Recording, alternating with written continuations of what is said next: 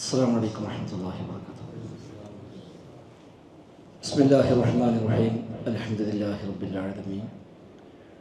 اللهم صل على محمد وعلى آل محمد كما صليت على إبراهيم وعلى آل إبراهيم إنك حميد مجيد.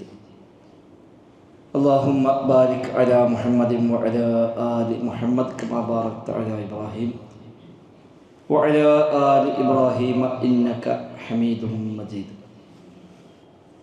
أما بعد فإن خير الكلام كلام الله وخير السنن سنن محمد صلى الله عليه وسلم وشر الأمور محدثاتها وكل محدثة بدعة وكل بدعة ضلالة وكل ضلالة في النار. أعوذ بالله من الشيطان الرجيم. بسم الله الرحمن الرحيم. يا أيها الذين آمنوا اتقوا الله حق تقاته ولا تموتن إلا وأنتم مسلمون. ബഹുമാന്യരായ വിശ്വാസികൾ, റഹ്മാനായ റബ്ബ് സുബ്ഹാനഹു വ തആലയുടെ നിയമനിർദ്ദേശങ്ങൾ കഴിവിൻ്റെ പരമാവധി ജീവിതത്തിൽ പാലിക്കാൻ ശ്രമിച്ചുകൊണ്ട് മുത്തഖീങ്ങളായി ജീവിക്കണേ എന്ന് പ്രത്യേകമായി ഓർമ്മപ്പെടുത്തുകയാണ്. റബ്ബ് സുബ്ഹാനഹു വ തആല നമുക്കെല്ലാം തൗഫീഖ് പ്രദാനം ചെയ്യുമാറാവട്ടെ. ഈ പുണ്യ ദിനരാത്രങ്ങളിൽ സാധുക്കളായ നമ്മളൊക്കെ നിർവഹിക്കുന്ന തുച്ഛമായ അമലുകളെ റബ്ബ് സുബ്ഹാനഹു വ തആല അവൻ്റെ മഹ്ലായ ഫദ്ല് കൊണ്ട് പൂർണ്ണാർത്ഥത്തിൽ സ്വീകരിച്ച് പരിപൂർണമായ പ്രതിഫലം നൽകി അനുഗ്രഹിക്കുമാറാവട്ടെ. ഒരുപാട് ആളുകൾ നമ്മോടൊക്കെ ദുആ ചെയ്യാൻ പ്രത്യേകമായി പറഞ്ഞേൽപ്പിച്ചവരുണ്ട്. അല്ലാഹു സുബ്ഹാനഹു വ തആല എല്ലാവർക്കും ഖൈറും ബറക്കത്തും നൽകി അനുഗ്രഹിക്കുമാറാവട്ടെ. രോഗികൾക്ക് അല്ലാഹു ശിഫ പ്രദാനം ചെയ്യുമാറാവട്ടെ. നമ്മിൽ നിന്ന് മരണപ്പെട്ടു പോയ വിശ്വാസികൾക്ക് അല്ലാഹു തആല മഗ്ഫിറത്തും മർഹമത്തും നൽകി അനുഗ്രഹിക്കുമാറാവട്ടെ. ജീവിതത്തിൽ അനിവാര്യമായും ഉണ്ടാകുന്ന ഒന്നാണ് പരീക്ഷണങ്ങൾ എന്നത്. അല്ലാഹു തആല ജീവിതം നിശ്ചയിച്ചത് തന്നെ ഒരു പരീക്ഷണത്തിന്റെ ഭാഗമായിട്ടാണ്. അല്ലദീ ഖലഖൽ മൗത വൽ ഹയാത്ത് ലിയബ്ലുവക്കും അയ്യുക്കും അഹ്സനു അമല. തബാറക സൂറയിലെ ആദ്യ വചനങ്ങളിൽപ്പെട്ടതാണല്ലോ. ജീവിതവും മരണവും അല്ലാഹു തആല നിശ്ചയിച്ചത് തന്നെ പരീക്ഷണമായിട്ടാണ്. അതുകൊണ്ട് ഈ ഐഹിക ജീവിതത്തിൽ പരീക്ഷണങ്ങൾ ഉണ്ടാകുമെന്ന് തീർച്ചയാണ്. അവിടെ വിശ്വാസി എന്ന നിലപാടാണ് സ്വീകരിക്കേണ്ടത് എന്നതാണ് അല്പസമയം സംസാരിക്കാനായി നിർദ്ദേശിക്കപ്പെട്ടിരിക്കുന്നത്. പ്രധാനമായും രണ്ട് രീതിയിൽ പരീക്ഷണങ്ങൾ വരും. ഒന്ന്, റബ്ബിന്റെ കൽപ്പന നിർദ്ദേശങ്ങൾക്ക് എതിരായി പ്രവർത്തിക്കുമ്പോൾ പാപങ്ങളും തിന്മകളുമൊക്കെ വ്യക്തിയിലോ കുടുംബത്തിലോ സമൂഹത്തിലോ ഒക്കെ വ്യാപകമായി വരുമ്പോൾ അല്ലാഹു തആല പരീക്ഷണം നൽകുമെന്നത് പ്രമാണങ്ങൾ പഠിപ്പിക്കുന്ന യാഥാർത്ഥ്യമാണ്. ഉമർ ഖത്താബ് റളിയല്ലാഹു അൻഹു ഖലീഫയായ കാലഘട്ടത്തിൽ ഹിജ്റ 17-ാം വർഷത്തിൽ അതിശക്തമായ വരൾച്ച മദീനയിൽ ബാധിച്ചു. 6 മാസക്കാലമാണ് ആ ക്ഷാമം നീണ്ടുനിന്നത്. ബൈത്തുൽ മാലൊക്കെ കാലിയായി.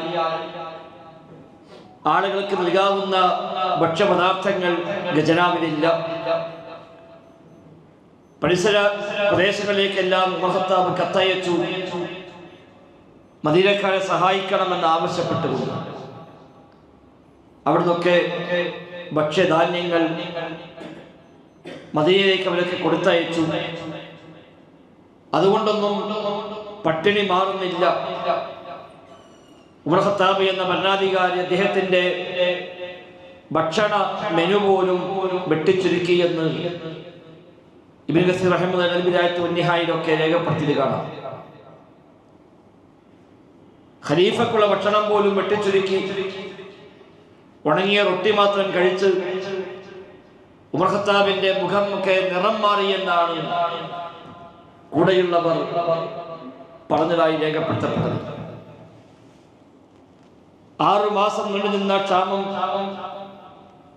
അവസാനം ഉമർ ഖത്താബ് മുസ്ലിമീങ്ങളെയും കൂട്ടി മൈതാനത്തേക്ക് പോയി മഴയ്ക്ക് വേണ്ടി നിസ്കരിച്ചു, പ്രാർത്ഥിച്ച് ആ നിസ്കാരം കഴിഞ്ഞ് അവർക്ക് പിന്നീട് മഴ ലഭിച്ചു, വരൾച്ച അവസാനിച്ചു എന്നാണ്.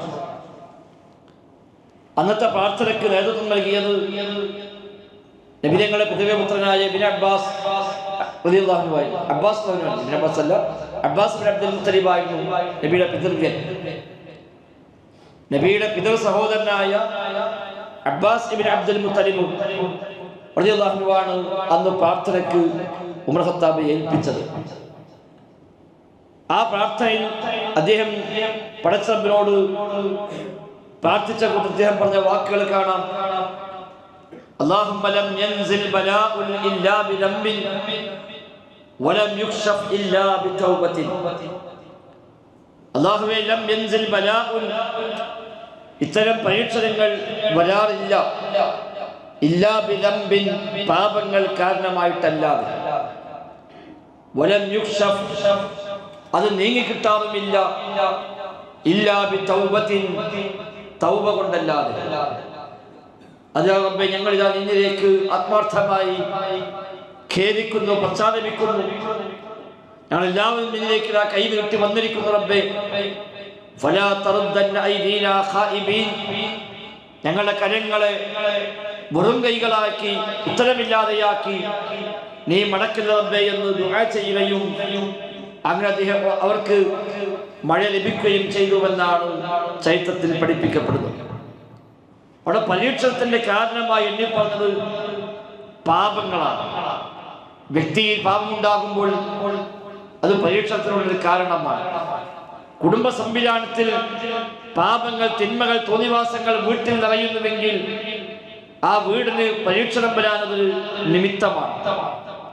സമൂഹത്തിൽ പാപങ്ങൾ വർദ്ധിക്കുന്നുവെങ്കിൽ സമൂഹം പരീക്ഷിക്കപ്പെടാനതൊരു നിമിത്തമായി മാറുമെന്നർത്ഥം. ഏറ്റവും വലിയ പാപം ശിർക്കാണല്ലോ. ആ ശിർക്ക് വ്യാപകമാകുമ്പോൾ മുൻകാല സമുദായങ്ങൾക്ക് പരീക്ഷണം മാത്രമല്ല, ശിക്ഷകൾ പോലും വന്നുവെന്ന് നമുക്കറിയാം. അല്ലാഹു തആല അദാബിറക്കി നാടുകൾ നശിപ്പിച്ചു.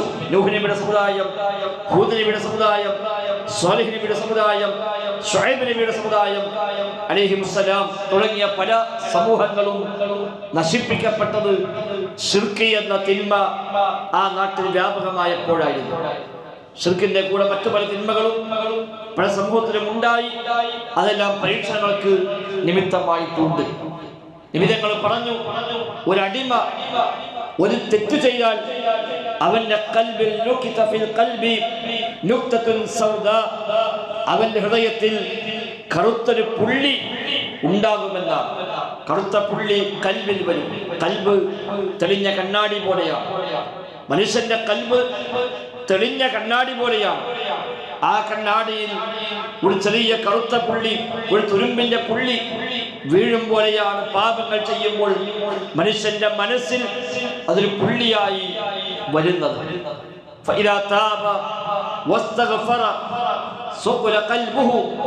അവൻ പശ്ചാത്തപിച്ചു, റബ്ബിനോട് ഇസ്തിഗ്ഫാർ നടത്തിയെങ്കിൽ ആ കൽബ് തെളിഞ്ഞു വരും, ആ പുള്ളി മായ്ക്കപ്പെട്ടു പോകും. അതല്ല, തെറ്റവൻ ആവർത്തിക്കുന്നുവെങ്കിൽ ആ പുള്ളികളുടെ എണ്ണവും കൂടി വരും. അവസാനം കൽബൊന്നാകെ കറുത്തിരുണ്ട്. ആ കൽബ് പരീക്ഷിക്കപ്പെട്ട കൽബായി, ഉപദേശങ്ങൾ പോലും കയറാത്ത, ഉത്ബോധനങ്ങൾക്ക് സ്വാധീനമുണ്ടാക്കാൻ കഴിയാത്ത കൽബായി അവന്റെ കൽബ് മാറും എന്ന് നബി തങ്ങൾ പറഞ്ഞു. അല്ലാഹു വിശുദ്ധ ഖുർആനിൽ സൂറത്തുൽ മുത്തഫിഫിനിൽ പറഞ്ഞ കല്ലാ ബൽ റാന അലാ ഖുലൂബിഹിം മാ കാനു യക്സിബൂൻ എന്ന് പറഞ്ഞ റാന എന്ന് പറഞ്ഞ ആ റൈൻ അത് ഇലാകുന്നുവെന്ന് റസൂലുള്ളാഹി സ്വല്ലല്ലാഹു അലൈഹി വസല്ലമ ആയത്തോതി പഠിപ്പിക്കുകയാണ്. ചെയ്തു വെച്ച തിന്മകൾ അവിടെ കൽബുകളിൽ കറ പിടിച്ചിരിക്കുന്നുവെന്നാണ് ആയത്തിന്റെ ആശയം. തിന്മകൾ മനസ്സിൽ കൽബിൽ കറയായി മാറും. ആ പറഞ്ഞ കറ അതാണ് ഈ പറഞ്ഞത് എന്ന് അല്ലാഹുവിന്റെ റസൂൽ സ്വല്ലല്ലാഹു അലൈഹി വസല്ലമ വിശദീകരിക്കുക. അപ്പോൾ തെറ്റുകൾ ചെയ്യുമ്പോൾ പരീക്ഷണത്തിന് നിമിത്തമായി അത് മാറും. ഒന്നാമത്തെ തെറ്റ് ഒരു കറയായി മാറുമെങ്കിൽ തെറ്റുകൾ ആവർത്തിക്കുമ്പോൾ കൽബൊന്നാകെ കറുത്തിരണ്ട് മാറുന്നു. പിന്നീട് ആ കൽബിനും നമുക്കുമിടയിൽ ഒരു മറ വരുമെന്നാണ്. വഅലമു അന്നല്ലാഹ യഹൂലു ബൈനൽ മർഇ വഖൽബിഹി എന്ന് വിശുദ്ധ ഖുർആനിൽ അല്ലാഹു തആല പഠിപ്പിക്കുന്നുണ്ട്. മനുഷ്യനും അവന്റെ കൽബിനുമിടയിൽ അല്ലാഹു തആല മറയിടുമെന്നാണ് ആയത്തിന്റെ അർത്ഥം. ഒരാളുടെയും അവന്റെ ഹൃദയത്തിനുമിടയിൽ അല്ലാഹു മറയിടുന്നു. പിന്നെ ആ ഹൃദയത്തിലേക്കുള്ള കണക്ഷൻ നഷ്ടപ്പെടുകയാണ്. കണ്ണ് കൽബുമായി ബന്ധമുണ്ട്, കാത് കൽബുമായി ബന്ധമുണ്ട്. എന്നാൽ ഈ മറ വരുമ്പോൾ ആ ബന്ധങ്ങളെ, ആത്മീയമായ ബന്ധങ്ങൾ ഇല്ലാതായി പോകും. അപ്പോൾ കേൾക്കുന്ന ഉപദേശങ്ങൾ കൽബിലേക്ക് എത്തുകയില്ല, കാണുന്ന കാഴ്ചകൾ കൽബിലേക്ക് എത്തുകയില്ല. ആ മറയില്ലെങ്കിലോ നല്ല ഉപദേശം കിട്ടിയാൽ സ്വാഭാവികമായും മനസ്സ് മാറും, തൗബ ചെയ്യും, നല്ലവനായി മാറും. നല്ല ചങ്ങാത്തങ്ങൾ കിട്ടിയാൽ, നല്ല സഹവാസം കിട്ടിയാൽ, അടുപ്പിച്ച് 4 ദിവസം പള്ളി വന്ന് കൂടിയാൽ അതൊക്കെ കൽബിനെ സ്വാധീനിക്കും. നല്ല നല്ല കാഴ്ചകൾ കൽബിനെ സ്വാധീനിക്കും. എന്നാൽ കൽബിൽ മറ വന്നു കഴിഞ്ഞാൽ പിന്നെ ഈ വക കാഴ്ചകൾക്കും കേൾവികൾക്കും ഒന്നും സ്വാധീനം ചെലുത്താൻ കഴിയാത്ത ഒരു മറക്കുള്ളിലുള്ള കട്ട പിടിച്ച കറുത്തിരണ്ട കൽബായി അവന്റെ കൽബ് മാറുന്നു. പിന്നെ തിന്മകളുടെ ഗൗരവം നഷ്ടപ്പെടുമെന്നാണ് ഇബ്നു ഖയ്യിം റഹിമഹുല്ലാഹ് അൽ ജവാബുൽ കാഫി ലിമൻ സഅല അനിദ് ദവാഇ ശാഫി എന്ന ഒരു ഗ്രന്ഥം എഴുതി. അദ്ദേഹം അത് പ്രതിപാദിച്ചത് എന്തൊക്കെ രോഗങ്ങൾ മനുഷ്യന്റെ കൽബിനെ ബാധിക്കുമെന്നാണ്. അദ്ദേഹം പറഞ്ഞു കാണാം, തിന്മകൾ പെറ്റുപെരുകി വരുമെന്നാണ്. ഒരു തിന്മ ചെയ്താൽ ആ തിന്മയിൽ മാത്രം അത് പരിമിതമാവുകയില്ല. രണ്ടാമത്തെ തിന്മ വരും, മൂന്നാമത്തേത് വരും, നാലാമത്തേത് വരും. അങ്ങനെ തവാലുദുൽ മആസി, പാപങ്ങൾ ഒന്നേ പിറകെ ഒന്നായി പെറ്റുപെരുകി വന്നുകൂടി ആ കൽബ് പിന്നെ ഒന്നിനും പറ്റാത്തതായി മാറുമെന്ന് അദ്ദേഹത്തെ ജവാബുൽ കാഫിയിൽ അദ്ദേഹം പഠിപ്പിച്ചത് കാണാം. അപ്പൊ പരീക്ഷണം വരിക ഒന്ന് പാപങ്ങൾ കാരണമായിട്ടാണ്. അത് വ്യക്തിയിലാണെങ്കിലും സമൂഹത്തിലാണെങ്കിലും കുടുംബത്തിലാണെങ്കിലും നാട്ടിലാണെങ്കിലും ഒക്കെ തന്നെയാണ്. തോന്നിവാസങ്ങൾ വർദ്ധിക്കുമ്പോൾ, തിന്മകൾ വ്യാപകമായി വരുമ്പോൾ അത് ആ നാടിന് മൊത്തം ചില പരീക്ഷണങ്ങൾ വരാൻ, ബലാഅ് വരാനുള്ള നിമിത്തമായി മാറും. അതാണ് അബ്ബാസ് പ്രാർത്ഥന, അല്ലാഹുമ്മ ലം യൻസിൽ ബലാഉൻ ഇല്ലാ ബിദംബിൻ വലം യുഖ്ശഫ് ഇല്ലാ ബിതൗബത്തിൻ. അല്ലാഹുവേ, പാപം കാരണമായിട്ടല്ലാതെ പരീക്ഷണങ്ങൾ വരാറില്ല, തൗബ കൊണ്ടല്ലാതെ അത് ഒഴിവായി കിട്ടാറുമില്ല. എങ്കിൽ പാപങ്ങൾ സംഭവിച്ചാൽ പശ്ചാത്തപിക്കുക, റബ്ബിനോട് ഖേദിച്ച് പ്രാർത്ഥിക്കുക, പൊറുക്കലിനെ തേടുക.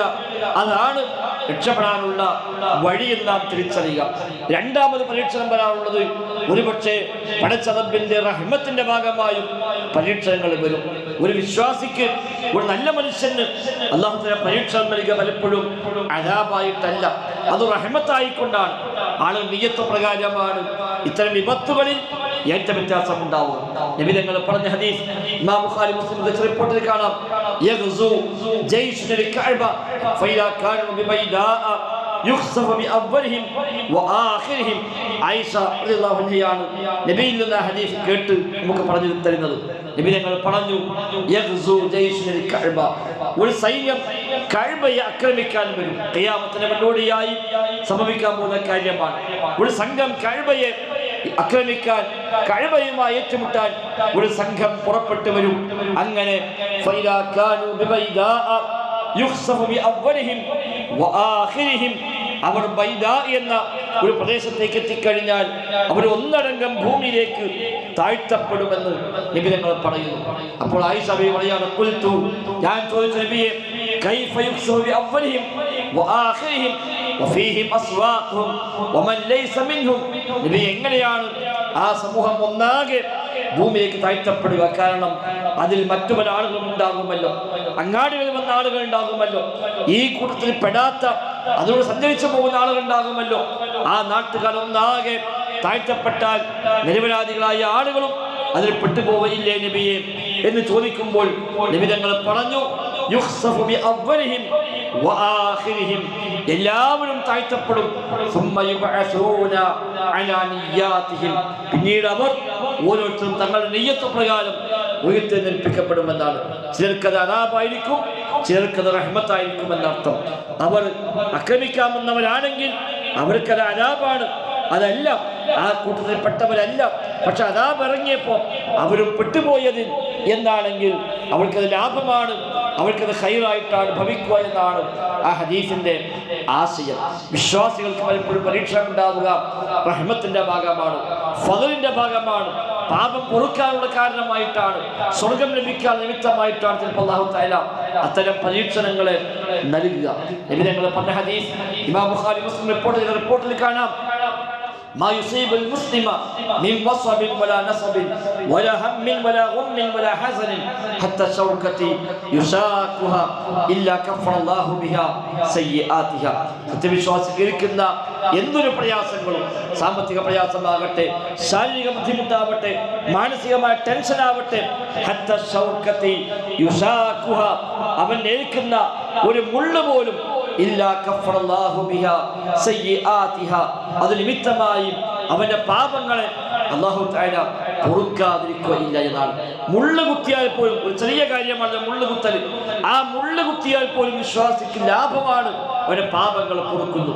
തലവേദന വന്നാൽ, ഒന്ന് പനിച്ചാൽ, ഒരു രോഗമുണ്ടായാൽ, എന്തെങ്കിലും സാമ്പത്തികമായ നഷ്ടമുണ്ടായാൽ അവൻ ലാഭമാണ്, നഷ്ടമല്ല, അവന്റെ പാപങ്ങൾ പുറത്തു പോകുന്നുവെന്നാണ്. വിശ്വാസിക്ക് ലാ യസാലുൽ ബലാഉ മിനൽ മുഅ്മിൻ, സത്യവിശ്വാസിക്ക് പരീക്ഷണം ഉണ്ടായിക്കൊണ്ടേയിരിക്കും. അവസാനം അള്ളാഹിനെ കണ്ടുമുട്ടുമ്പോൾ ഒരൊറ്റ തിന്മയുമില്ലാത്ത വിധം എല്ലാ തിന്മയും അവിടുന്ന് പൊറുക്കപ്പെട്ടുകൊണ്ട് പാപമില്ലാത്തവനായി അള്ളാഹിനെ കണ്ടുമുട്ടാൻ അവസരം ഉണ്ടാകുമെന്ന് നബി തങ്ങൾ പഠിപ്പിക്കുന്നുണ്ട്.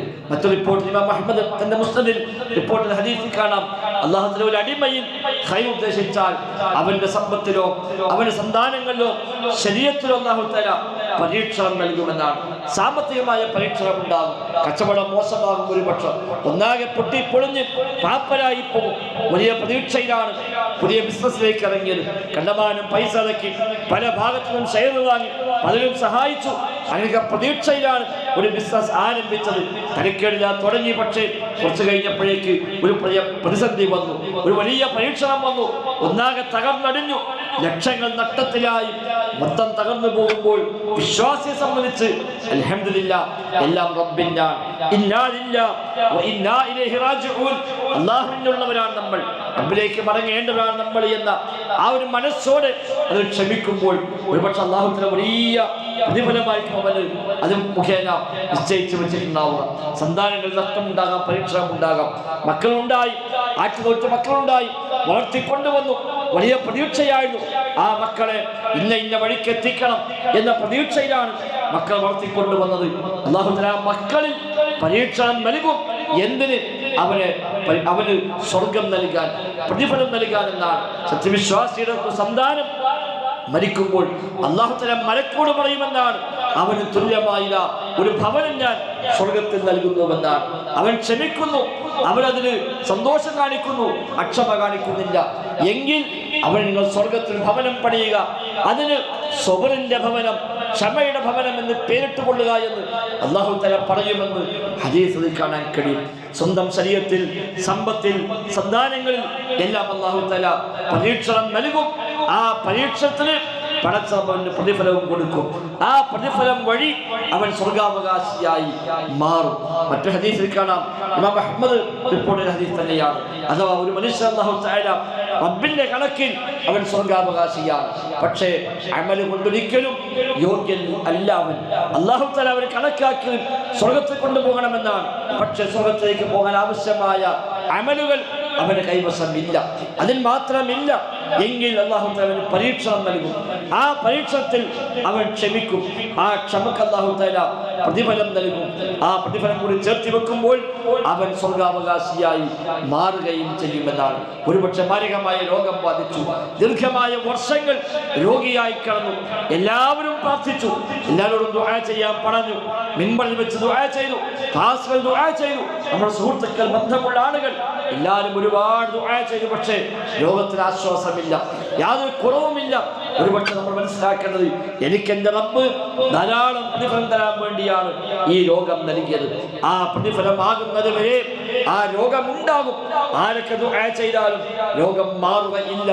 എന്നാൽ ദുആ ചെയ്തതിന് ഇവന് പ്രതിഫലം കിട്ടുകയും ചെയ്യും. അവരൊക്കെ പ്രാർത്ഥിക്കുന്നു, അതിന് ഇവനും കൂലി കിട്ടുന്നു, പ്രാർത്ഥിച്ചവർക്കും കൂലി കിട്ടുന്നു. അങ്ങനെ നാനാഭാഗത്തും ദുആ വരുമ്പോൾ അതിലൊക്കെ പ്രതിഫലം ഇവന് ലഭിക്കുകയാണ്. ദുആ ചെയ്തവർക്കെല്ലാം കൂലി കിട്ടുകയാണ്. അങ്ങനെ അവൻ സ്വർഗാവകാശിയായി മാറുകയാണ്. ഒരുപക്ഷെ രോഗം വന്നു മാറുന്നില്ല എങ്കിൽ അള്ളാഹനെ ആക്ഷേപിക്കുകയല്ല, പൊറുതികേട് കാണിക്കുകയല്ല. അയ്യൂബ് നബി സല്ലല്ലാഹു അലൈഹി വസല്ലം 14 കൊല്ലമാണ് രോഗിയായി കഴിച്ചുകൂട്ടിയത് എന്നാണ് തഫ്സീറൊക്കെ കാണുന്നത്. അല്ലാഹു അഅലം. മാരകമായ രോഗം, അങ്ങേയറ്റം പ്രയാസകരമായ രോഗം വന്നു എന്ന് മാത്രമല്ല, സമ്പത്തെല്ലാം നഷ്ടപ്പെട്ടു പോയി, മക്കൾ നഷ്ടപ്പെട്ടു പോയി, ഭാര്യമാര് പോലും അദ്ദേഹത്തെ ഉപേക്ഷിച്ചു പോയി എന്നാണ്. ഒരു ഭാര്യ മാത്രമാണ് കൂടെ നിന്നത്, ബാക്കി ഭാര്യമാരടക്കം ഒഴിവാക്കിപ്പോയി. മക്കൾ നഷ്ടമായി, സമ്പത്ത് നഷ്ടമായി. അങ്ങനെയൊക്കെ പോയിട്ടും അക്ഷമയുടെ ഒരു വാക്ക് പോലും അദ്ദേഹം പറഞ്ഞില്ല എന്നാണ്. ആ ഭാര്യ വീട് വീടാന്തരം കയറി വീട്ടു ജോലികളിൽ ഏർപ്പെട്ടുകൊണ്ട് അവിടെ ലഭിക്കുന്ന ഭക്ഷണമാണ് ഭർത്താവിനെ കൊണ്ടുവന്ന് കൊടുക്കാറുള്ളൂ എന്ന് തഫ്സീറുകളിൽ കാണാം. ഓരോ വീട്ടിൽ പോകുന്നു, വീട്ടു ജോലി ചെയ്യുന്ന ആരും ഒരു നബിയുടെ ഭാര്യ, വഹയ്യുള്ള മുഴുജത്തുള്ള ജിബ്രീലിനെ കാണുന്ന, അല്ലാഹുമായി വഹയ്യ മുഖേന ആൾക്ക് സംസാരിക്കുന്ന ഒരു പ്രവാചകനായിട്ട് പോലും ആ പ്രവാചകന്റെ ഭാര്യ വീടുകളിൽ പോയി വീട്ടുജോലി ചെയ്തു കൊടുത്ത് ലഭിക്കുന്ന തുച്ഛമായ ഭക്ഷണവുമായി വന്ന് തന്റെ ഭർത്താവിന് തിന്നാൻ കൊടുക്കുന്ന സാഹചര്യമുണ്ടായി. അവസാനം ഈ ജോലിക്ക് വന്ന സ്ത്രീയുടെ ഭർത്താവ് മാരകമായ രോഗമുള്ളവരാണ് എന്നും അതുകൊണ്ട് തന്നെ അവൾ നമ്മുടെ വീട്ടിൽ ജോലിക്ക് വന്നാൽ ഒരുപക്ഷെ അയാളുടെ രോഗം ഇവളിലൂടെ നമ്മിലേക്ക് വ്യാപിക്കാൻ സാധ്യതയുണ്ട്, പകരാൻ സാധ്യതയുണ്ട് എന്ന് ആളുകളെ മനസ്സിലാക്കി വീട്ടുജോലിക്ക് പോലും വിളിക്കൽ അവസാനിപ്പിച്ചു എന്നൊക്കെ തഫ്സീർ ഇബ്നു കസീർ, തഫ്സീർ തുബരിയിൽ എല്ലാം നമുക്ക് രേഖപ്പെടുത്തി കാണാൻ കഴിയും. അങ്ങനെ ഭർത്താവിന് എങ്ങനെ ഭക്ഷണം കൊടുക്കുമെന്ന് പോലും ആശങ്കപ്പെട്ടുകൊണ്ട് വിഷമിക്കുന്ന ഭാര്യ, അതിനുള്ള എല്ലാ വഴികളും അടയുന്ന രംഗങ്ങളൊക്കെ ചരിത്രങ്ങളിൽ തഫ്സീറെല്ലാം രേഖപ്പെടുത്തപ്പെട്ട് കാണുന്നു. അവിടെ പോലും അയ്യൂബ് നബിയുടെ ഒരു അക്ഷമ കാണാൻ സാധിക്കുന്നില്ല. എന്താ റബ്ബേ ഇങ്ങനെ, ഞാൻ നബിയല്ലേ, എന്താ എന്നോട് ഇങ്ങനെ, എനിക്കെന്താ റബ്ബ് ഇങ്ങനെ തീരുമാനിച്ചത് എന്ന ആ ഒരു പ്രയോഗം പോലും അദ്ദേഹം പ്രയോഗിച്ചില്ല. നേരെ മറിച്ച്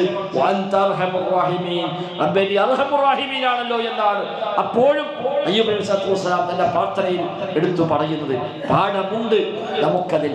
എല്ലാ വഴികളും അടഞ്ഞു എന്ന് വിചാരിക്കുന്നിടത്ത് അല്ലാഹു തആല ഒരുപക്ഷേ അതിലും വലിയ വഴി നമുക്കിവിടെ ഒരുക്കി വെച്ചിട്ടുണ്ടാകും. ആ വഴിയിലേക്ക് എത്താൻ വേണ്ടി ആയിരിക്കും ഈ വഴികൾ നമ്മുടെ മുമ്പിൽ അടച്ചത്. അല്ലെങ്കിൽ നമ്മൾ ഈ വഴിക്ക് പോകും, ലക്ഷ്യത്തിലേക്ക് എത്തുകയില്ല. അതുകൊണ്ട് നാം പോകേണ്ട വഴി പടച്ചറപ്പ് തീരുമാനിച്ചു വെച്ചിട്ടുണ്ട്. ആ വഴി നമുക്ക് വേണ്ടി തുറന്നു വെച്ചിട്ടുണ്ട്. അതിലേക്ക് എത്താൻ വേണ്ടി അല്ലാത്ത വഴികളെ നമ്മുടെ മുമ്പിൽ അടച്ചിടും. അങ്ങനെ ഈ വഴിയെല്ലാം അടഞ്ഞു കാണുമ്പോൾ മറ്റേ വഴിക്ക് നമ്മൾ പോകും, ലക്ഷ്യത്തിലേക്ക് എത്തും. പക്ഷെ നമുക്ക് പക്ഷെ മനസ്സിലാകണമെന്നില്ല. മൂസാ നബി സ്വല്ലല്ലാഹു അലൈഹി വസല്ലമയും അനുയായികളും അള്ളാഹിന്റെ കൽപ്പന പ്രകാരം രാത്രി സ്വകാര്യമായി നാട് വിട്ടു പോവുകയാണ്. അള്ളാഹു മൂസാ നബിക്ക് വഹി നൽകി, എന്റെ അടിമകളെയും കൂട്ടി നീ രാത്രി സഞ്ചരിക്കണം. അൻ അസ്രി ബിഇബാദി ലൈലൻ ഇന്നകും മുത്തബഊൻ, എന്റെ അടിമകളെയും കൂട്ടി നീ രാത്രി സ്വകാര്യമായി നാട് വിട്ടു പോകണം. പക്ഷെ നിങ്ങളെ ശത്രുക്കളെ പിന്തുടരും, ഫിർഔനും കൂട്ടരും നിങ്ങളെ പിന്തുടരുമെന്ന് അല്ലാഹു തആല നേരത്തെ വിവരം നൽകി. സ്വകാര്യമായി ഇസ്രായേലിയർ പ്ലാൻ ചെയ്തു. പോകേണ്ട സമയം, പോകേണ്ട ദിവസം, പോകേണ്ട രാത്രി എല്ലാം തീരുമാനിച്ചു വെച്ചു. അങ്ങനെ സ്വകാര്യ രാജ്യമറിയാതെ അവരെല്ലാവരും കൂടെ നിശ്ചയിച്ച സ്ഥലത്തേക്ക് എത്തിപ്പെടാനായിരുന്നു പ്ലാന്. രാത്രി ഇന്ന സ്ഥലത്ത് എല്ലാവരും എത്തുക. എല്ലാവരും ഉറങ്ങിയ ശേഷം, കിബിത്തികൾ ഉറങ്ങിയ ശേഷം ഇസ്രായേലിന് മാത്രമില്ല, ഇന്ന പോയിന്റിലേക്ക് എല്ലാവരും വരിക, അവിടെ നമുക്ക് ഒന്നിച്ചു പോകാം എന്നായിരുന്നു പ്ലാൻ. എന്നാണ് എല്ലാവരും ഇവിടേക്ക് എത്തി സ്വകാര്യമായി രാത്രി എല്ലാവരും ഒന്നിച്ച് നാട് വിട്ടുപോവുകയാണ്. ഈജിപ്തിൽ നിന്ന് 400 കൊല്ലമായി ഈജിപ്തിൽ അടിച്ചമർത്തപ്പെട്ടവരാണ് ഇസ്രായേൽ മക്കൾ. പണ്ട് യാക്കൂബ് നബി സല്ലല്ലാഹു അലൈഹി വസല്ലം ഇറാഖിൽ നിന്ന് അങ്ങോട്ട് പോയതായിരുന്നു. യൂസുഫ് നബി സല്ലല്ലാഹു അലൈഹി വസല്ലം ഭരണാധികാരിയാവുകയും ഭക്ഷ്യവകുപ്പ് കൈകാര്യം ചെയ്യുകയും മാതാപിതാക്കളെ അങ്ങോട്ട് കൂട്ടിക്കൊണ്ടുപോവുകയും ചെയ്തു. അങ്ങനെയാണ് അവർ ഇറാഖിൽ നിന്ന് ഈജിപ്തിലേക്ക് എത്തുന്നത്. ഇബ്രാഹിം നബി സല്ലല്ലാഹു അലൈഹി വസല്ലം ഇറാഖുകാരനാണല്ലോ, ഇബ്രാഹിം നബിയുടെ മകനാണല്ലോ ഇസ്ഹാഖ് നബി, ഇസ്ഹാഖ് നബിയുടെ മകനാണല്ലോ യാക്കൂബ് നബി, ആ യാക്കൂബ് നബിയുടെ മകനാണ് യൂസുഫ് നബി സല്ലല്ലാഹു അലൈഹി വസല്ലം. ആ യാക്കൂബ് നബി സല്ലല്ലാഹു അലൈഹി വസല്ലമയാണ് അന്ന് കുടുംബസമേതം മകന്റെ അടുത്തേക്ക് ഈജിപ്തിലേക്ക് താമസം മാറി പോകുന്നത്. പിന്നീട് അവിടെയായി അവർ നൂറ്റാണ്ടുകൾ അവിടെ കഴിച്ചുകൂട്ടി. പിന്നീട് അവർ അടിച്ചമർത്തപ്പെട്ടവരായി മാറി. ഈജിപ്തിലെ അടിസ്ഥാന വർഗ്ഗക്കാരായ കമ്മിറ്റികളുടെ കീഴിൽ അടിമകളെ പോലെ കഴിഞ്ഞുകൂടേണ്ടി വന്നു. വിശുദ്ധ ഖുർആൻ എടുത്തു പറഞ്ഞു,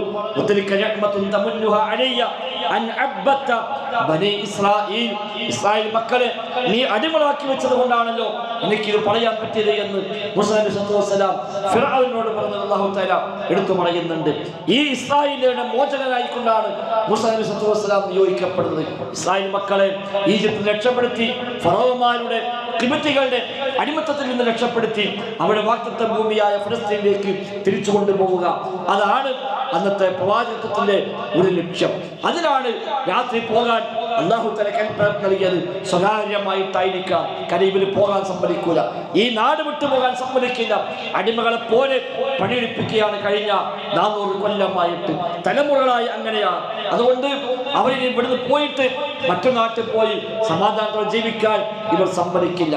അതിനാലാണ് ആരും അറിയാതെ സ്വകാര്യമായി രാത്രി നമുക്ക് പോകാം, അല്ലാഹുവിന്റെ വഹ്യ് കിട്ടി, ഇന്ന സമയം പോകണം, ഇന്ന ദിശയിലേക്ക് പോകണം എന്നൊക്കെ പറഞ്ഞ് മൂസാ നബി സല്ലല്ലാഹു അലൈഹി വസല്ലം കൂടുതൽ വിവരം നൽകും.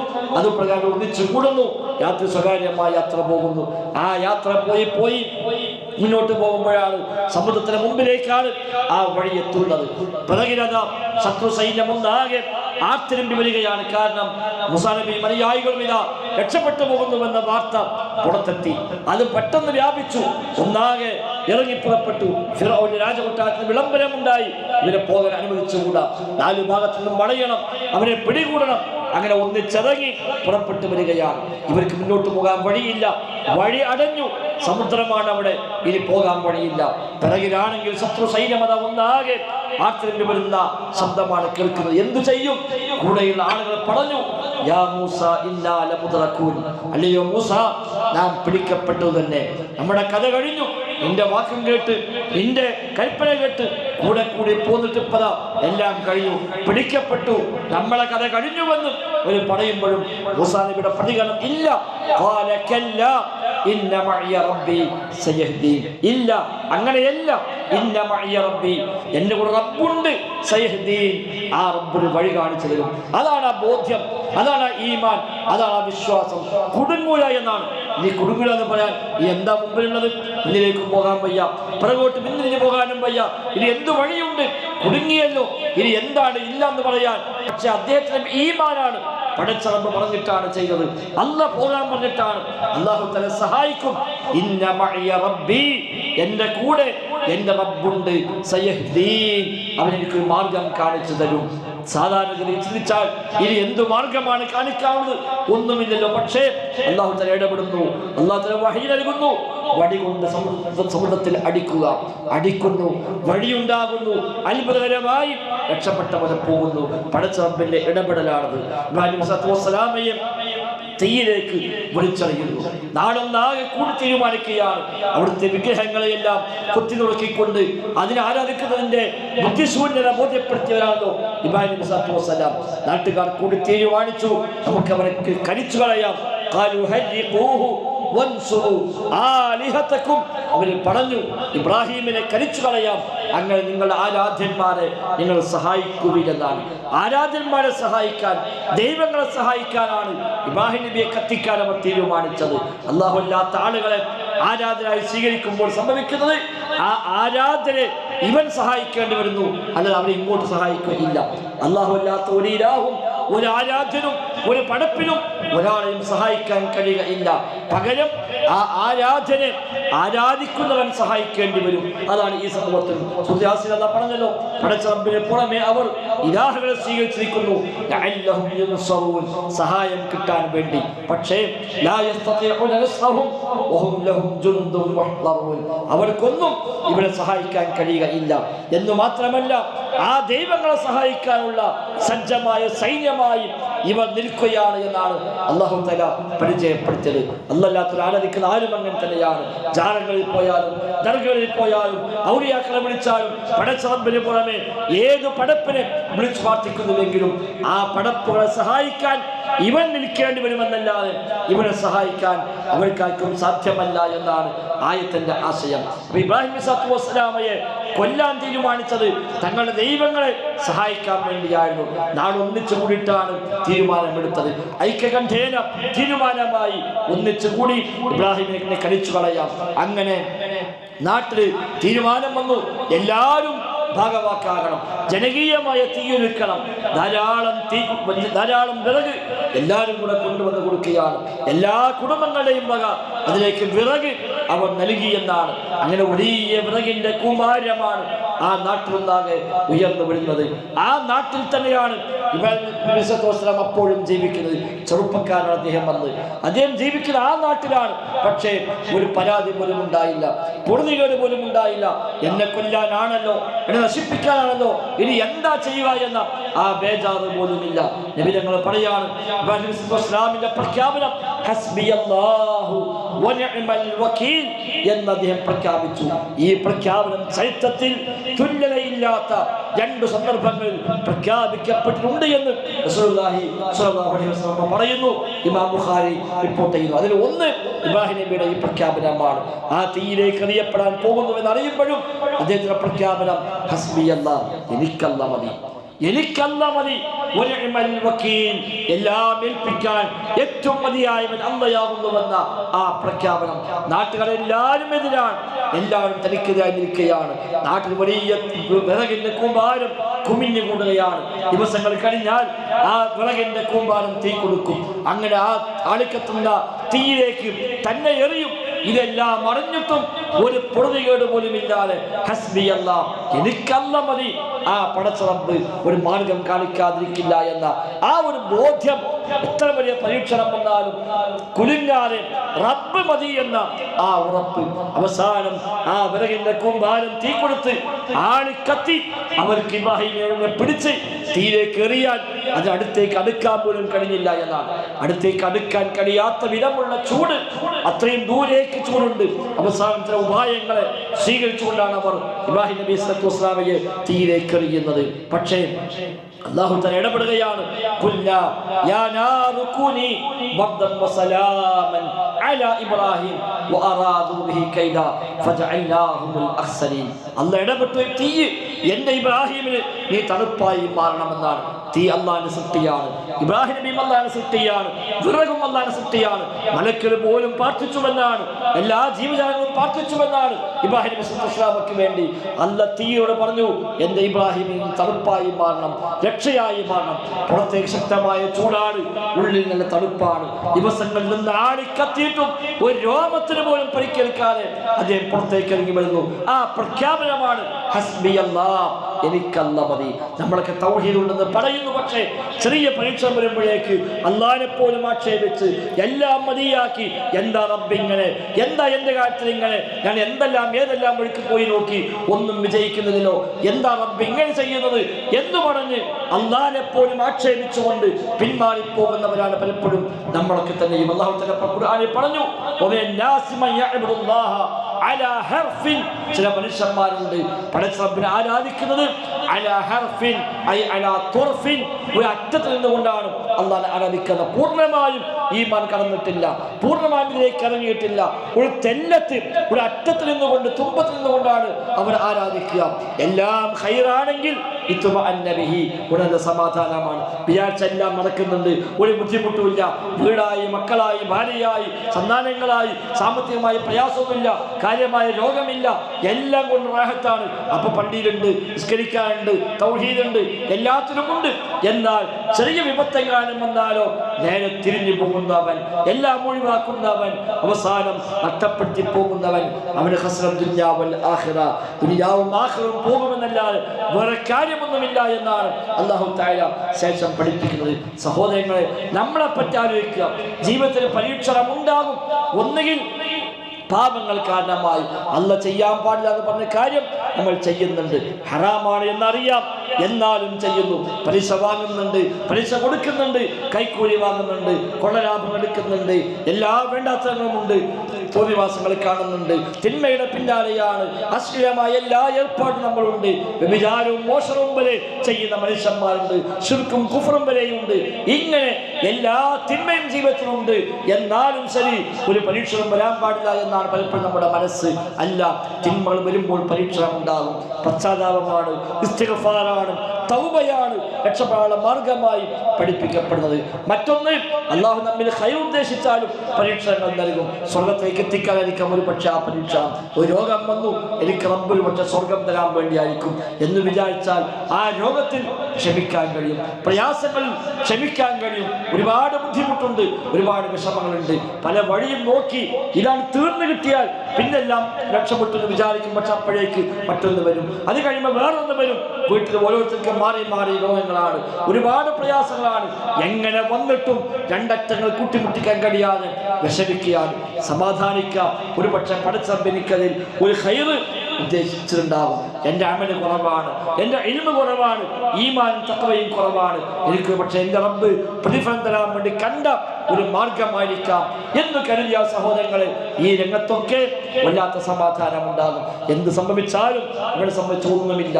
ഒറ്റ പ്രഖ്യാപനം, ഇന്നാ ലില്ലാഹി വ ഇന്നാ ഇലൈഹി റാജിഊൻ. അല്ലാഹു സൂറത്തുൽ ബഖറയിൽ പറഞ്ഞുവല്ലോ, വലനബലുവന്നകും ബിശൈഇൻ മിനൽ ഖൗഫി വൽ ജൂഇ വനഖ്സിൻ മിനൽ അംവാലി വൽ അൻഫുസി വസ്സമറാത്ത് ഫബശ്ശിരിസ് സ്വാബിരീൻ. നിങ്ങൾ നാം പരീക്ഷിക്കും. സാമ്പത്തികമായി, ശാരീരികമായി, സന്താനപരമായി എല്ലാം നിങ്ങളെ പരീക്ഷിക്കും. ഭയം നൽകി, വിശപ്പ് നൽകി പരീക്ഷിക്കും.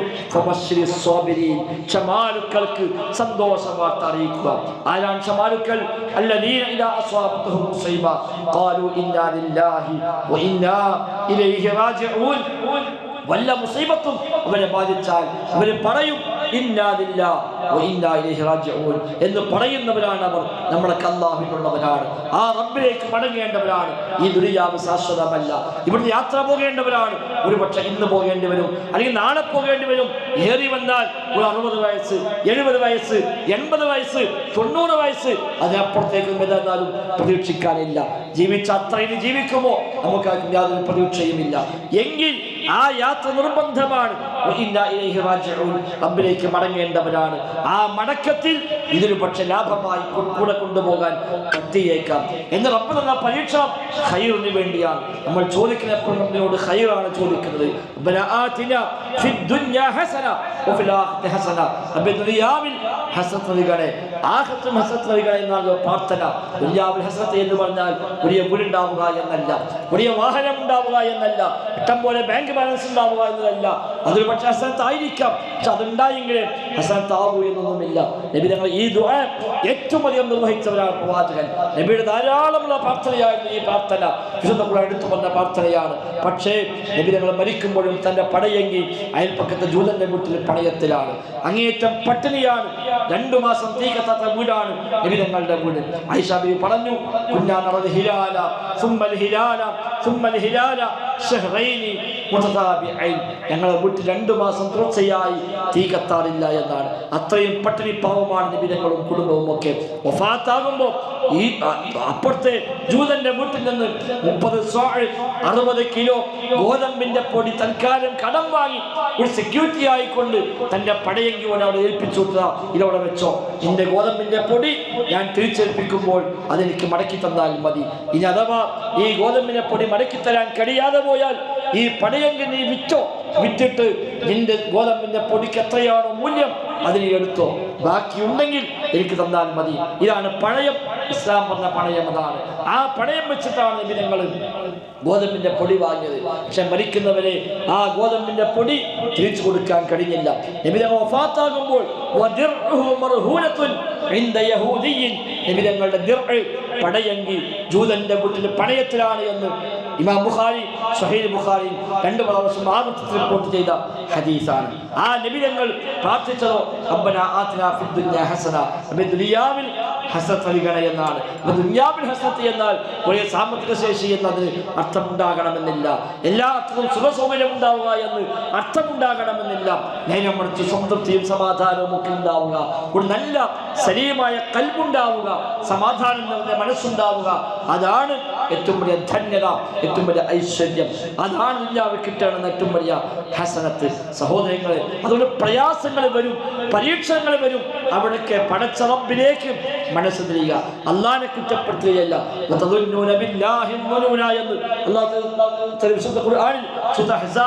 പരിചയപ്പെടുത്തിയല്ലോ, അള്ളാഹിനെ പറ്റി നിങ്ങൾ വ്യത്യസ്തമായ വിചാരങ്ങൾ വെച്ച് പുലർത്തുന്നുവെന്ന്. അതിനെ വെച്ച് പുലർത്താൻ പാടില്ല എന്നാണ് പഠിപ്പിച്ചത്. സൽ വിചാരം, ഹുസ്നുൽ ദന്നി. എൻ്റെ റബ്ബിനോട് ഞാൻ എപ്പോഴും ഖൈറാണ് ചോദിക്കുന്നത്, ഹസനത്താണ് ചോദിക്കുന്നത്. അതുകൊണ്ട് എൻ്റെ റബ്ബ് നൽകിയതെല്ലാം എനിക്ക് ഖൈറാണ്. എൻ്റെ കച്ചവടം പൊളിഞ്ഞു പോയെങ്കിൽ എൻ്റെ റബ്ബിന് പക്ഷേ അത് ഖൈർ ഉദ്ദേശം ഉണ്ടാവും. ഈ കച്ചവടം എനിക്ക് ഖൈറല്ല എന്നതുകൊണ്ട് അന്നൊരു പക്ഷെ വേണ്ടെന്ന് വെച്ചായിരിക്കാം ഈ കച്ചവടത്തിൽ അഭിവൃദ്ധി ഉണ്ടായി, വലിയ സമ്പന്നനായി, വലിയ കോടീശ്വരനായി. ഒരു പക്ഷെ അവസാനം ഹക്കും ബാത്തിലും നോക്കാതെ ഹറാമിന്റെ വഴിക്ക് പോയി പലിശയ്ക്ക് പണമെടുത്ത് അതേപോലെ ശിർക്കിനെയും കുഫറിനെയും കൂടെ സഞ്ചരിച്ച് അള്ളാഹിനെ പോലും മറന്ന് ഈമാൻ തെറ്റിപ്പോയി അവസാനം നരകത്തിൽ പോകാൻ ഈ കച്ചവടം കാരണമായേക്കാം. അപ്പൊ എന്റെ റബ്ബ് തീരുമാനിച്ചു എന്റെ അടിമക്ക് കച്ചവടം വേണ്ട, അത് ഒഴിവാക്കി. കാരണം അവന് ഈമാൻ സംരക്ഷിക്കപ്പെടണം. ഒരുപക്ഷെ മക്കൾ വേണ്ടെന്ന് അല്ലാഹ് തീരുമാനിക്കും. കാരണം എന്താ, ആ മകൻ വലുതായാൽ ഒരുപക്ഷെ മകനെ കൊണ്ടായിരിക്കാം നമുക്ക് സ്വർഗം നഷ്ടപ്പെടുക, നമ്മുടെ ഈമാൻ തെറ്റിപ്പോകാൻ ആ മകൻ കാരണമായേക്കാം. പറഞ്ഞില്ലേ, മൂസാ നബി സ്വല്ലല്ലാഹു അലൈഹി വസല്ലമയും ഖിളിർ സ്വല്ലല്ലാഹു അലൈഹി വസല്ലമയും സഞ്ചരിക്കുമ്പോൾ ഒരു കുട്ടിയെ കണ്ട് ആ കുട്ടിയെ കൊന്ന കഥ പറയുന്നുണ്ടല്ലോ. മൂസാ അലൈഹി സ്വലാം ചോദിക്കുന്നത്, എന്തിനാണ് ഈ ഒന്നുമില്ലാത്ത കുട്ടിയെ കൊന്നത്? എന്താ കാരണം പറഞ്ഞത്?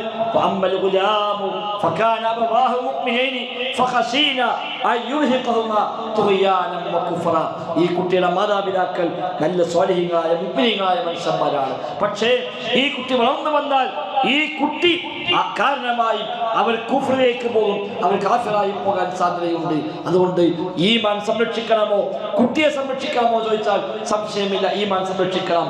റബ്ബ് പറഞ്ഞു ആ കുട്ടിയെ കൊന്നുകളയാൻ, പകരം മറ്റൊരു കുട്ടി അല്ലാഹ് കൊടുക്കുമെന്ന് നാം പ്രതീക്ഷിക്കുന്നുവെന്ന് ശേഷം പറയുന്നു. അതാണ് സഹോദരന്മാരെ കാഴ്ചപ്പാട്. ദുനിയാവിൽ നഷ്ടങ്ങൾ വരുമ്പോൾ ഒരുപക്ഷെ തൽക്കാലം നഷ്ടമാണെങ്കിലും ആത്യന്തികമായി ലാഭമായിരിക്കാം. ആ മാതാപിതാക്കളുടെ ഭാഗത്ത് ചിന്തിക്കുമ്പോൾ നഷ്ടമാണ്, മകൻ കൊല്ലപ്പെട്ടു, അകാരണമായി ഒരാൾ വന്ന് തൻ്റെ മകനെ കൊന്നുകളഞ്ഞു, വല്ലാത്ത നഷ്ടമാണ്. പക്ഷേ പരലോകത്തെത്തുമ്പോഴോ ആ മാതാപിതാക്കൾ ലാഭമാണ്. ഈ കുട്ടി വളർന്നിരുന്നുവെങ്കിൽ സ്വർഗം നഷ്ടപ്പെടുമായിരുന്നു, കുഫറിലേക്ക് പോകുമായിരുന്നു. ഈമാൻ സംരക്ഷിക്കാൻ വേണ്ടി, സ്വർഗം നഷ്ടപ്പെടാതിരിക്കാൻ വേണ്ടി അല്ലാഹു തആല ഖിളിർ സ്വല്ലല്ലാഹു അലൈഹി വസല്ലമയെ പറഞ്ഞയച്ചു. ആ കുട്ടിയെ കൊല്ലാൻ പറഞ്ഞുകൊണ്ട് ഏത് രംഗത്തും അങ്ങനെ തന്നെയാണ്. മകൾക്ക് വിവാഹം അന്വേഷിക്കും, ഒരു പക്ഷേ വിവാഹം ശരിയാവില്ല, കൊല്ലങ്ങളായി വിവാഹം അന്വേഷിക്കുന്നു. ഒരുപാട് കേസുകൾ വന്നു, പലരും കണ്ടുപോയി. ഇത് ഏതായാലും നടക്കുമെന്ന് വിചാരിച്ചു, പക്ഷേ അവസാനം വെച്ച് മുടങ്ങിപ്പോയി. സമാധാനിക്കാം, ഒരു പക്ഷേ എൻ്റെ മകൾക്ക് പറ്റിയ ഭർത്താവല്ലാതെ പടച്ച റബ്ബിനോട് ഞാൻ പ്രാർത്ഥിക്കുന്നത്, റബ്ബേ ഒരു സ്വാലിഹായ ഇണയെ നൽകണേ എന്നാണ്. ആ പ്രാർത്ഥനയ്ക്ക് ഉത്തരമാണ് ഈ ബന്ധം മുടങ്ങിപ്പോയത്. നമ്മുടെ കണക്കിൽ ആ കുട്ടി നല്ല കുട്ടിയാണ്, ആ കിട്ടിയ നല്ല ബന്ധമാണ്, ദീനിയായ കുടുംബമാണ്, തൗഹീദുള്ള കുടുംബമാണ്. ആ ബന്ധം കിട്ടിയാൽ നല്ല ഉഷാറായി ജീവിക്കാമായിരുന്നു എന്നൊക്കെ വിചാരിക്കുന്നു. സമ്പത്ത് കൊണ്ട് നമ്മോട് യോജിക്കുന്ന കുടുംബമാണ്, കുടുംബപരമായി കുഫ്ബത്ത കുടുംബമാണ്, വിദ്യാഭ്യാസം തലക്കേടില്ല, കാണാനും കുഴപ്പമില്ല, ഏതായാലും നടന്നു കിട്ടിയത് ആഗ്രഹിച്ചു, പക്ഷേ അതും മുടങ്ങിപ്പോയി. ഒരുപക്ഷെ നമ്മൾ വിചാരിക്കും, എന്താ അയൽവാസി മുടക്കിയതാണോ, മറ്റോ മുടക്കിയതാണോ, അപ്പുറത്ത് പോയി അവനെ സംശയമുണ്ട്, ഇവനാണ് മുടക്കിനാള് എന്നൊക്കെ പറഞ്ഞ് നാട്ടിലൊക്കെ ബോർഡ് വെക്കും. കല്യാണം മുടക്കുന്ന ശ്രദ്ധയ്ക്ക് ഒരാൾക്ക് കല്യാണം മുടക്കാൻ കഴിയില്ല, അത് ഉറപ്പിച്ചാൽ മതി. അല്ല തീരുമാനിച്ച സമയത്ത് നടക്കേണ്ട വിവാഹം മുടക്കാൻ ഒരാളെ കൊണ്ടും കഴിയില്ല. പടച്ച റബ്ബ് തീരുമാനിക്കാത്ത വിവാഹം നടത്താനും ഒരാളെ കൊണ്ടും സാധിക്കുകയില്ല. ഇനി അവൻ മുടക്കിയെങ്കിൽ അല്ല ഏൽപ്പിച്ചാണ് അവനെ. കാരണം നമ്മൾ പ്രാർത്ഥിച്ചത് ഒരു സ്വാലിഹായ ഭർത്താവിനെ കൊടുക്കണേ എന്നാണ്. ഇവൻ ഇപ്പൊ കാഴ്ചയിൽ സ്വാലിഹാണെങ്കിലും ഒരു പക്ഷേ 10 കൊല്ലം കഴിഞ്ഞാൽ ഒരു പക്ഷേ ഇസ്ലാം എന്ന് പുറത്തു പോകാനുള്ള മനുഷ്യരായിരിക്കാം, നിരീശ്വരവാദിയായി പോകാൻ സാധ്യതയുണ്ടായേക്കാം. ആ പോകുമ്പോൾ തൻ്റെ മകളും കൂടെ പോകും, തൻ്റെ മകളുടെ ഈമാൻ നഷ്ടപ്പെടും, തൻ്റെ മകളുടെ സ്വർഗം നഷ്ടപ്പെടും. അതുകൊണ്ട് തൻ്റെ മോളെ കെട്ടിക്കാൻ എന്ന് ആലോചിക്കാൻ തുടങ്ങിയോ അന്ന് മുതൽ നമ്മൾ പ്രാർത്ഥിക്കുന്ന റബ്ബേ സ്വാലിഹായ ഭർത്താവിനെ കൊടുക്കണേ. ആ ദുആക്കളുടെ ഉത്തരമാണ് ഈ ബന്ധത്തുള്ള ഉത്തരം മുടക്കിയത്. അങ്ങനെ 5-6 കൊല്ലം ഏതെല്ലാം നാട്ടിൽ നിന്ന് അന്വേഷണങ്ങൾ വന്നു. ജില്ലക്കപ്പുറത്ത് നിന്ന് അന്യ നാട്ടിൽ നിന്ന് പോലും അന്വേഷണം വന്നു. ഒന്നും നടന്നില്ല. അവസാനം കാണാം ഒരു 4 വീട് അപ്പുറത്ത് നിന്ന് ഒരു വിവാഹമായിട്ട് ശരിയാവും. നമ്മൾ പറയും എന്താപ്പോ നേരെ അപ്പുറത്തുള്ള വീട്ടുകാർ പണ്ടേ പരിചയമുണ്ട്, എത്ര കാലം അവരും അന്വേഷിച്ചു, നമ്മളും അന്വേഷിച്ചു. അവസാനം വന്ന കണക്കാക്കിൽ ഇങ്ങനെയാണ്. അത് അവിടേക്ക് വേണ്ടി അന്നത് ഒരുക്കി വെച്ചതായിരുന്നു. അങ്ങനെ മനസ്സിലാക്കിയ സഹോദരങ്ങളെ, എവിടെയും ഒരു ടെൻഷൻ ഉണ്ടാവുക, നിരാശ ഉണ്ടാവുക. അല്ലെങ്കിൽ എന്താ ചെറിയ അസുഖം വരുമ്പോഴേക്ക് എന്താ ഇങ്ങനെ ഞാനിങ്ങനെയൊക്കെ നടന്നിട്ട് ഞാനിതിനു വേണ്ടി ഓടിയിട്ട് അവസാനം അല്ല ഇതാണല്ലോ തന്നത്, ഈ പ്രയാസമാണോ വന്നത് എന്ന് കരുതി അള്ളാനെ പോലും കുറ്റപ്പെടുത്തി പോകുന്ന ഈമാൻ തെറ്റുന്ന സാഹചര്യം ഉണ്ടാകും. എന്തു വന്നാലും ഖൈറാണ്, എന്റെ റബ്ബിനോട് ഖൈറാണ് ഞാൻ ചോദിച്ചത്, ആ ഖൈർ റബ്ബ് നൽകുകയുള്ളൂ. റബ്ബ് എന്ത് തന്നാലും അതിലെനിക്ക് ഖൈർ ഉണ്ടാകുമെന്നാണ് നബി തങ്ങൾ പറഞ്ഞു. അജബൻ ലിഅംരിൽ മുഅ്മിൻ ഇന്ന അംറഹു കുല്ലഹു ലഹു ഖൈർ വലൈസ ദാലിക ലിഅഹദിൻ ഇല്ലാ ലിൽ മുഅ്മിനി. ഇമാം ബുഖാരി മുസ്ലിം ഉദ്ധരിച്ച ഹദീസാണ്. സത്യവിശ്വാസിയുടെ കാര്യം വല്ലാത്ത അത്ഭുതമാണ്. കാരണം അവന്റെ എല്ലാം ഖൈറാണ്. ഇന്ന അംറഹു കുല്ലഹു ലഹു ഖൈർ, അവന്റെ മുഴുവൻ കാര്യങ്ങളും ഖൈറാണ്. ഖൈറല്ലാത്ത ഒന്നും അവനില്ല. കാരണം നന്മകൾ ലഭിച്ചാൽ അത് അല്ലാഹുവിനെ സ്തുതിക്കുന്നു, അത് ഖൈറായി മാറുന്നു. പ്രയാസങ്ങൾ വന്നാൽ സ്വബറ ഫകാന ഖൈറല്ല, ക്ഷമിക്കുന്നു, അതുപോലെ ഖൈറായി മാറുന്നു. എല്ലാം ഖൈർ, കിട്ടിയതെല്ലാം ഖൈർ. നന്മകൾ ലഭിച്ചാൽ അതും ഖൈർ, പ്രയാസങ്ങൾ വന്നാൽ അതും ഖൈർ, എല്ലാം നഷ്ടപ്പെട്ടു പോയാൽ അതും ഖൈർ. വാപ്പ മരിച്ചു കേട്ടാലും ഇന്നാ ലില്ലാഹി വ ഇന്നാ ഇലൈഹി റാജിഊൻ. ഏറ്റവും വേണ്ടപ്പെട്ട പലതും നഷ്ടപ്പെട്ടു എന്ന് കേട്ടാൽ ഇന്നാ ലില്ലാഹി വ ഇന്നാ ഇലൈഹി റാജിഊൻ. അത് വല്ലാത്ത സമാധാനമാണ്, അത് വല്ലാത്തൊരു പ്രഖ്യാപനമാണ്, അവിടെ ഈമാന്റെ പ്രഖ്യാപനമാണ്. അതുകൊണ്ട് സഹോദരങ്ങളെ, എന്തൊക്കെ വന്നാലും അവിടെ നിന്നും നഷ്ടപ്പെടാൻ പാടില്ല, അവിടെ നിന്ന് പുറകോട്ട് പോകാൻ പാടില്ല, ഈമാൻ തെറ്റിപ്പോകാൻ പാടില്ല, അടിപതറാൻ പാടില്ല. പടച്ച റബ്ബിൽ തവക്കുലാക്കി ഹസ്ബിയല്ലാഹ്, എനിക്ക് അല്ലാഹ് മതി എന്നങ്ങ് ഉറപ്പിച്ചാൽ വടി കൊണ്ടടിച്ച് കടൽ പുലർത്തി വഴിയുണ്ടാക്കി കൊടുത്തതാണ് അല്ലാഹു തആല. കത്തിജ്വലിക്കുന്ന തീയിൽ വെച്ച് തണുപ്പും സമാധാനം നൽകിയവനാണ് അല്ലാഹു തആല. 90ാമത്തെ വയസ്സിൽ കുട്ടിയെ നൽകിയവനാണ് അല്ലാഹു തആല. ഇബ്രാഹിം നബിക്ക് സന്താനം ഉണ്ടാകുമ്പോൾ 90 വയസ്സ് പ്രായമാണ് എന്നാണ്. 90 വയസ്സ് അതുവരെ പ്രാർത്ഥിച്ചു, റബ്ബേ സ്വാലിഹായ മക്കളെ നൽകണേ ദുആ ചെയ്യുന്നു. 90 വയസ്സ് പ്രായമായി. സ്വാഭാവികമായും ഭാര്യയ്ക്ക് ഒരു 80-85 ഒക്കെ ഉണ്ടാകണമല്ലോ, നമുക്കറിയില്ല. അല്ലാഹു അലം. രണ്ടാളും പ്രായമായി, അങ്ങേറ്റം വയസ്സായി വീട്ടിലിരിക്കുമ്പോഴാണ് സന്തോഷ വാർത്തയുമായി മലക്ക് വരുന്നത്. ആ സമയത്തും പ്രാർത്ഥിക്കുകയാണ്, പടച്ചോനെ സ്വാലിഹായ സന്താനം നൽകണേ എന്ന്. നമുക്ക് പറ്റുമോ സഹോദരങ്ങളെ? 70 വയസ്സ് 75 വയസ്സായി കുട്ടികളുണ്ടായിട്ടില്ല. നമ്മുടെ ഭാര്യ ഭർത്താവ് മാത്രം ഇങ്ങനെ വീട്ടിൽ വയസ്സായി വടി കുത്തിപ്പിടിച്ച് നടക്കുന്ന കാലം വരുമ്പോൾ മക്കളില്ല, ഒന്നുമില്ല. അങ്ങനെ കഴിയുമ്പോഴാണ് ഒരാൾ വീട്ടിൽ കയറി വരുന്നു, പരിചയപ്പെടുന്നു. എവിടെ മക്കളൊന്നുമില്ല. കല്യാണം കഴിഞ്ഞ് 10-55 കൊല്ലായി, എനിക്ക് 75 ഓക്കെ 70 കുട്ടികളുണ്ടായിട്ടില്ല എന്ന് പറഞ്ഞ സാറിൽ ഞങ്ങളൊന്ന് ഒരുക്കി, ഞാനൊന്ന് ഒരുക്കാന്ന് പറയാൻ ഇനിയിപ്പോൾ ഒരുക്കാണ്, ഇനിയോട്ട് കുട്ടികളുണ്ടാകാനാ, അതൊക്കെ കഴിഞ്ഞില്ലേ എന്നല്ലേ നമ്മൾ പറയാം. ഇബ്രാഹിം 90ാമത്തെ വയസ്സിലാണ് മലക്ക് വന്ന് പറയുന്നത് സന്താനം ഉണ്ടാകാൻ പോകുന്നു. വിശുദ്ധ ഖുർആൻ അല്ലാഹ് പറഞ്ഞു, വംറഅതുഹു ഖായിമ ഫളഹികത്. ഈ ആളുകൾ വീട്ടിൽ കയറി വന്നപ്പോൾ ആരാണ് വന്നത് എന്ന് അറിയാൻ വേണ്ടി ഇബ്രാഹിം നബിയുടെ ഭാര്യ അപ്പുറത്ത് നിൽക്കുന്നുണ്ട്. ഈ വാർത്ത കേട്ട് അത്ഭുതപ്പെട്ടുകൊണ്ട് ചിരിച്ചുപോയി. ചോദിച്ചു, എന്താ ഈ പറയുന്നത്? ഇനി ഞാൻ പ്രസവിക്കുകയോ? യാ വൈലതാ അരിദു വഅന അജൂസുൻ വഹാദാ ബഅലി ശൈഖാ. എന്താ നിങ്ങൾ ഈ പറയുന്നത്? ഞാൻ പ്രസവിക്കുകയോ? വഅന അജൂസുൻ, ഈ കിഴവിയായ ഞാൻ പ്രസവിക്കുകയോ? വഹാദാ ബഅലി ശൈഖാ, എന്റെ ഭർത്താവിതാ പടുവൃദ്ധനുമായിരിക്കുന്നു. ഈ പടുവൃദ്ധനായ ഭർത്താവിനാൽ കിഴവിയായ ഞാനിനി ഗർഭിണിയായിട്ട് ഒരു സന്താനം ഉണ്ടാകുകയോ? ഇത് വല്ലാത്ത അത്ഭുതം തന്നെ എന്ന് പറയുമ്പോൾ മലക്കളുടെ പ്രതികരണം, ഖാലു അതഅജബീന മിൻ അംരില്ലാഹ്, അല്ലാഹുവിന്റെ കൽപ്പനയിൽ അത്ഭുതപ്പെടുകയാണോ നിങ്ങൾ എന്നാണ് തിരിച്ചവർ ചോദിച്ചത്. അന്ന് കുട്ടിയുണ്ടായി, 1 അല്ല 2 എണ്ണം ഉണ്ടായി. ആ പ്രായാധിക്യമായ കാലത്തും 2 മക്കളെ പ്രസവിച്ചു. ആ 2 മക്കളിൽ നിന്നാണ് പിന്നീട് വന്ന എല്ലാ പ്രവാചകന്മാരും ഉണ്ടായത്. 2 മക്കളുണ്ടായി മാത്രമല്ല, അതിൽപ്പെട്ട ഇസ്ഹാഖ് നബി സ്വല്ലല്ലാഹു അലൈഹി വസല്ലം, ആ ഇസ്ഹാഖ് നബിയുടെയാണ് 1000 അമ്പിയാക്കൾ പിന്നെ ഉണ്ടായത്. ഇസ്മായിൽ നബിയിലാണ് മുഹമ്മദ് നബി സ്വല്ലല്ലാഹു അലൈഹി വസല്ലം പിന്നീട് ആ പരമ്പരയിലാണ് വന്നത്.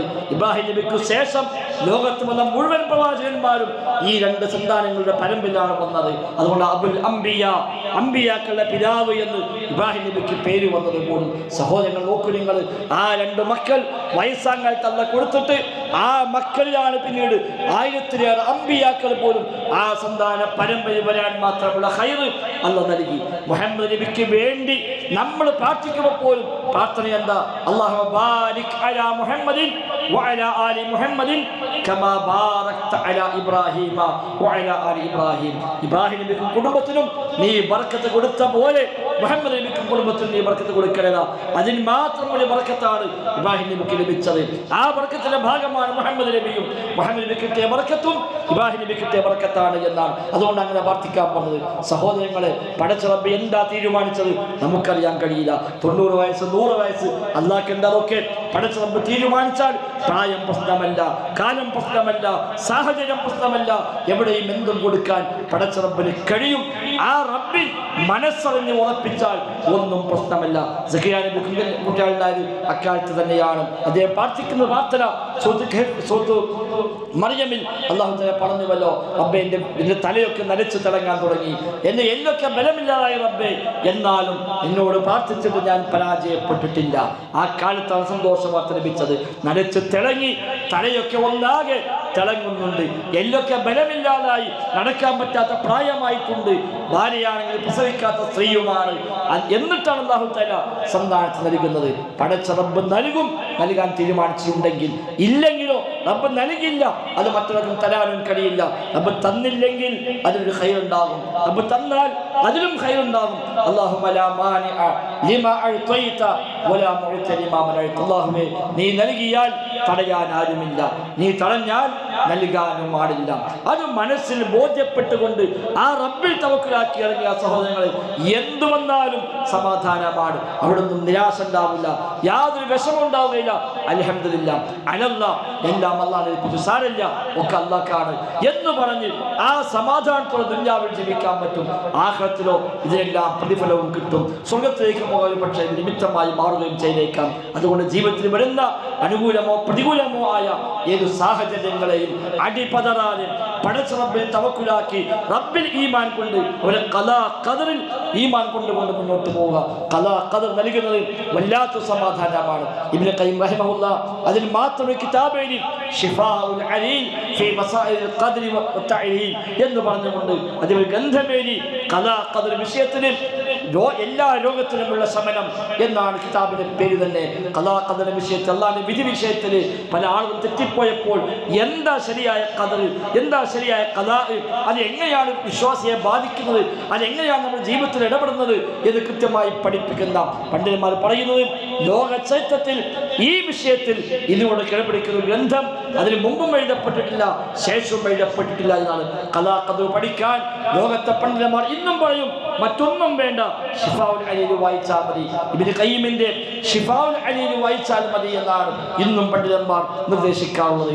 ആ നിലയ്ക്ക് അല്ലാഹുവിനെ ഖലാ ഖദർ പഠിക്കുക, അല്ലാഹുവിനെ മനസ്സിലാക്കുക, അവരുടെ നാമങ്ങളെ, ഗുണങ്ങളെ, വിശേഷണങ്ങളെ പഠിക്കുക. പടച്ച റബ്ബിന്റെ ഓരോ ഹിക്മത്തും നമുക്കറിയില്ല. ആ റബ്ബിന് എന്താ തീരുമാനിച്ചത് എനിക്കറിയില്ല. നമ്മുടെ ചുരുങ്ങിയ നിസ്സാരമായ ബുദ്ധി കൊണ്ട്, കാഴ്ച കൊണ്ട്, കേൾവി കൊണ്ട്, കാണുന്ന, കേൾക്കുന്ന, ചിന്തിക്കുന്ന കാര്യങ്ങൾ മാത്രം വെച്ചുകൊണ്ട് ഇതെല്ലാം നഷ്ടമായി എന്ന് വിചാരിക്കണ്ട, എല്ലാം ലാഭമായി എന്നും വിചാരിക്കണ്ട. പടച്ച റബ്ബാണ് എല്ലാം അറിയുന്നവൻ, അവനാണ് അലീം.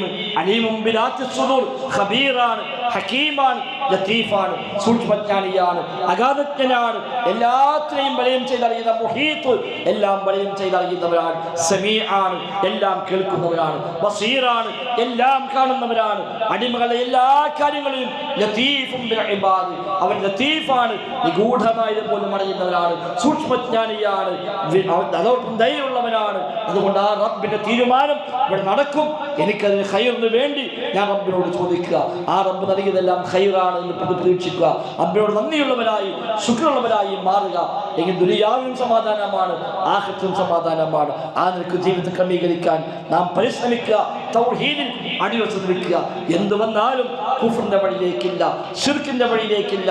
അല്ലാഹുക്കെതിരായി സംസാരിക്കാൻ ഞാനില്ല, ഒരു പടപ്പിലേക്ക് കൈനീട്ടാൻ ഞാനില്ല. എനിക്കൊരു പടപ്പും വേണ്ട.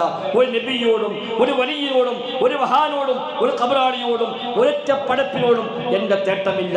എൻ്റെ തേട്ടം എൻ്റെ റബ്ബിനോട് മാത്രം. എനിക്ക് എൻ്റെ റബ്ബ് മതി. ഹസ്ബി അല്ലാഹ്, എനിക്കല്ല മതി. ഹസ്ബുനല്ലാഹ്, ഞങ്ങൾക്കല്ല മതി. നിഅ്മൽ വക്കീൽ, എല്ലാം ഏൽപ്പിക്കേറ്റവും മതിയാണ് അള്ളയാണ്. തവക്കൽതുല്ല, എല്ലാം അല്ലാഹനെ ഏൽപ്പിച്ചിരിക്കുന്നു. അപ്പുറത്തേക്ക് ഒരു വഴിയും എനിക്ക് ആവശ്യമില്ല. ഒരു പടപ്പിന്റെ പിന്നാലെ ഇല്ല, ഒരു ദർഗയിലേക്കും ജാറത്തിലേക്കും ഞാനില്ല.